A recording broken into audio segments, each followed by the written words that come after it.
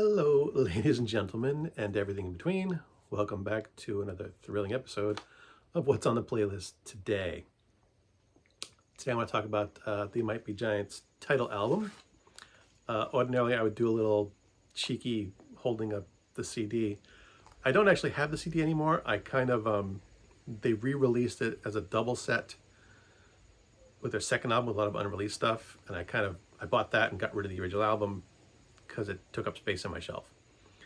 Best I can do is hold up the inside of the linear sheet for the double album. So, They Might Be Giants, the title album.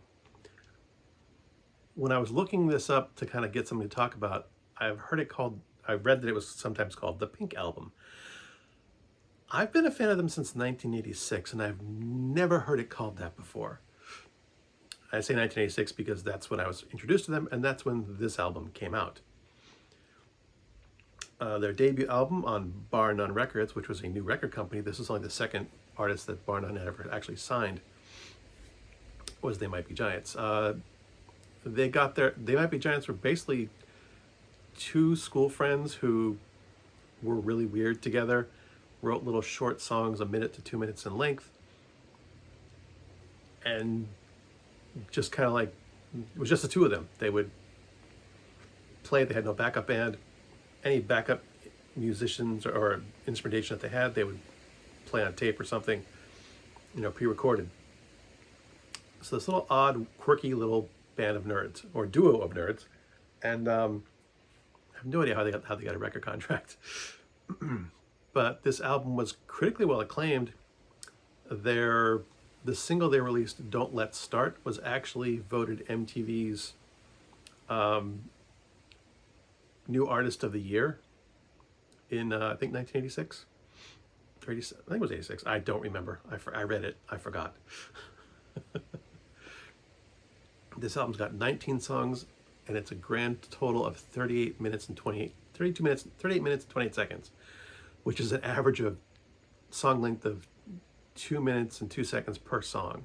That's the average. So there's some shorter ones. They write short, weird little songs that really don't make a lot of sense. And people seem to like that. I mean, I'm a weird person, so that I like them is not unusual. But that other people like them enough that this album sold 100,000 copies and was like one of Bar None Records' biggest success stories, at least to start with. It just kind of boggles the mind. Because I always talk about myself in these little things. This was part of They Might Be Giants was part of a mixtape that a friend of mine, a friend and coworker, had given me, a guy named Steve Strom, who was the seating host in the restaurant that I was working at the time. We called him Danger Host because he's a giant nerd like I am, slightly different in taste, but he introduced me to a lot of cool music, for which I must always be thankful. Yeah, he made me a mixtape with this on one side and something else on the other, which I'll put in another video. No spoilers. I'm not sure how to describe them. They Might Be Giants. If you haven't heard of them before, they did the soundtrack to Malcolm in the Middle, and they did the soundtrack for The Big Bang Theory.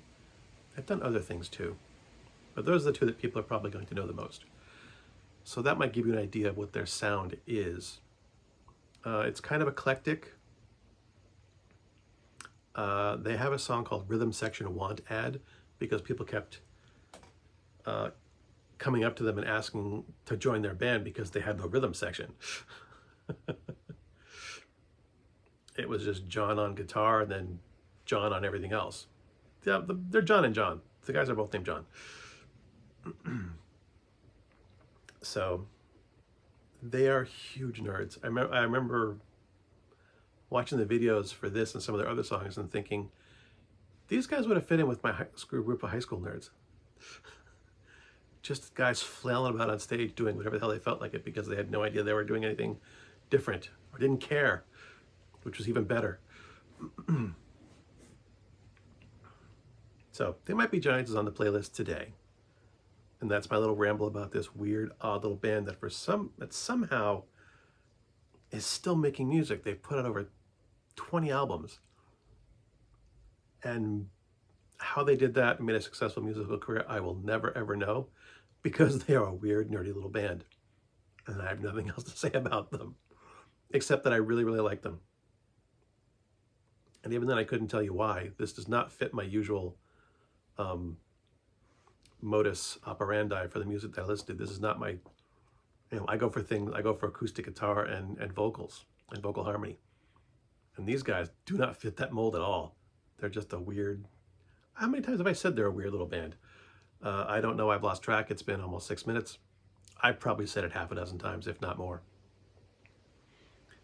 But they're on the playlist today. I like them.